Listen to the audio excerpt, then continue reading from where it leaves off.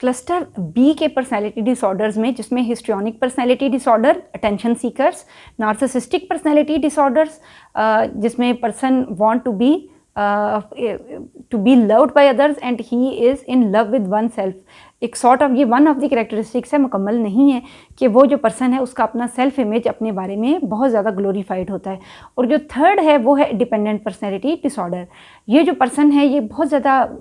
Clinging behaviour show करते हैं, superficial होते हैं, डीपली दूसरे पर्सन की प्रॉब्लम्स को नहीं समझते, अंडरस्टैंड नहीं करते, लेकिन सम टाइम अपने थेरेपिस्ट के साथ या किसी एक पर्सन के साथ बहुत डीपली अटैच हो जाते हैं और हमेशा इस फियर में रहते हैं कि ये पर्सन खो ना जाए, और उसको हर तरह से मैनिपुलेट और कंट्रोल करने की कोशिश करते हैं। यहाँ तक कि बहुत ही अजीबोगरीब किस्म के हरकतें करने की कोशिश करते हैं कि बस ये पर्सन उनके साथ जुड़ा रहे और बाकी सबके साथ कट ऑफ हो जाए। किसी हद तक एक बहुत ही टॉक्सिक किस्म के पर्सन साबित होते हैं।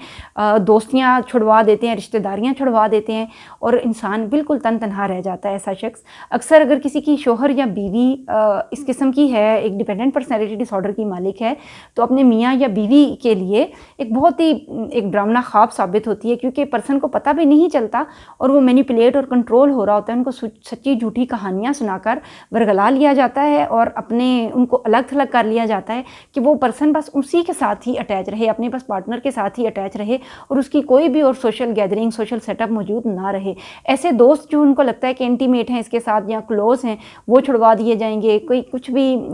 कोई उसकी फैमिली मेम्बर्स हैं उनसे वो डिस्टेंट करवा दिए जाएंगे और इस तरह एक ऐसा वो एक कंफर्ट जोन बनाता है डिपेंडेंट पर्सनालिटी डिसऑर्डर का बंदा अपने बीच और उस पर्सन के बस बीच जो कि जिसके ऊपर वो डिपेंडेंट है, कि वो एक सर्कल सा बन जाता है जिसके अंदर किसी को भी पर मारने की इजाज़त नहीं होती है। तो इस तरह से ये उनके बिहेवियर को मैनिपुलेट और कंट्रोल करना शुरू कर देते हैं। Overall cluster B personality disorder के लोग ड्रामेटिक होते हैं, एग्जिजरेटेड होते हैं और बहुत ही ड्रामाई और नॉवेलिस्टिक अंदाज में अपनी ज़िंदगियाँ गुजारते हैं और अपने इर्द गिर्द लोगों को भी एक सनसनी में बनाए रखते हैं। एक नॉर्मल लाइफ नहीं गुजारते हैं, कुछ ना कुछ इनकी ज़िंदगियों में होता रहता है या अपने इर्द गिर्द जो लोग हैं उनकी ज़िंदगियों में कोई ना कोई हैजान बर्पा किए रखते हैं। हमारी बहुत सी ऐसी आंटीज़ हम कई दफ़ा समझते हैं कि जो एक कुछ ना कुछ फैमिली मेम्बर्स ऐसे हुआ करते हैं कि जो हमेशा कोई भी मौका होता है कोई ड्रामा क्रिएट करने से बाज नहीं आते हैं। उनमें समटाइम इस किस्म की टेंडेंसीज पाई जाती हैं। हमेशा याद रखना है कि पर्सनैलिटी डिसऑर्डर्स अलग से एक स्पेशलाइज्ड साइकाइट्रिक प्रॉब्लम नहीं है। कुछ टेंडेंसीज़ हैं, एक पर्सनैलिटी ट्रेट्स और कैरेक्टरिस्टिक्स हैं जो इनमें जो पाई जाती हैं और इन डिस्टिंक्टिवली एक या दो कैरेक्टरिस्टिक्स ऐसी होती हैं जिनकी वजह से हम उनको एक ऐसे डिसऑर्डर में डालते हैं कि वो कोई ना कोई एबनॉर्मेलिटी की तरफ जा सकते हैं, लेकिन है नहीं। Otherwise they are normal people, वो अपनी ज़िंदगियाँ नॉर्मल गुजार रहे होते हैं, लेकिन उनकी पर्सनैलिटी को अगर हम समझ सकते हैं तो हम उनके साथ गेट अलॉन्ग हो सकते हैं। जैसे अगर कोई किसी का हस्बैंड या बीवी डिपेंडेंट पर्सनैलिटी डिसऑर्डर का मालिक है और हमें नज़र आया कि वो कोई भी पर्सन आपके करीब होने लगता है तो इनसिक्योर होना शुरू हो जाता है और आपने ये आइडेंटिफाई कर लिया है,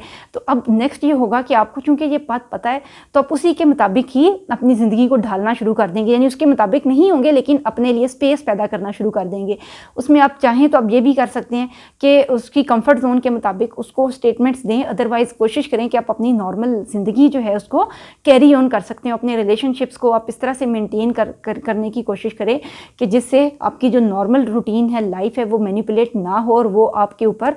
पूरी तरह से हावी ना हो सके, क्योंकि उनकी पर्सनैलिटी ऐसी है क्लस्टर बी पर्सनैलिटी डिसऑर्डर के लोगों की कि ये पूरी तरह से हावी हो जाते हैं। चाहे वो हिस्ट्रियोनिक ट्रेट्स हों, नार्सिसिस्टिक ट्रेट्स हों या डिपेंडेंट पर्सनैलिटी के ट्रेट्स हों, इनकी ये जो टेंडेंसी है कि ये दूसरे लोगों की ज़िंदगियों को बुरी तरह से मैनिपुलेट करते हैं और अपने आप को अहमियत दिलवाने के लिए, जिताने के लिए किसी भी हद तक जा सकते हैं और उससे बाज नहीं आते हैं। जब हम आइडेंटिफाई कर लेते हैं तो हमारे लिए ट्रीटमेंट आसान हो जाता है।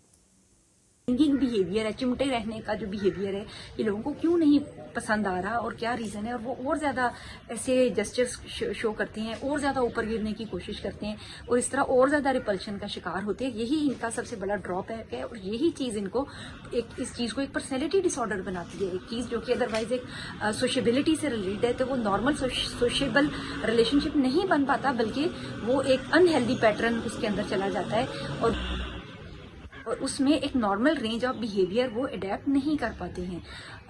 नार्सिसिज्म के जो लोग हैं उनके अंदर भी बाकी यही टेंडेंसीज पाई जाती हैं कि they want to be appreciated by other, they want to have social contacts with other and they want to be appreciated by the opposite gender.